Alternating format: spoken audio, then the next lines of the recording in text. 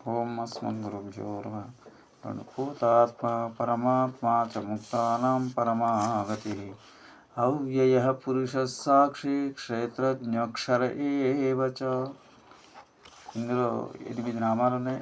10వ నామం ఓం భూతాత్మనే నమః, 11వ నామం ఓం పరమాత్మనే నమః, 12వ నామం ఓం ముక్తానం పరమాగతియే నమః, 13వ నామం ఓం అవ్యయాయ నమః, 14వ నామం ఓం పురుషాయ నమః, 15వ నామం ఓం సాక్షిణే నమః, 16వ నామం ఓం క్షేత్రజ్ఞాయ నమః, 17వ నామం ఓం అక్షరాయ నమః.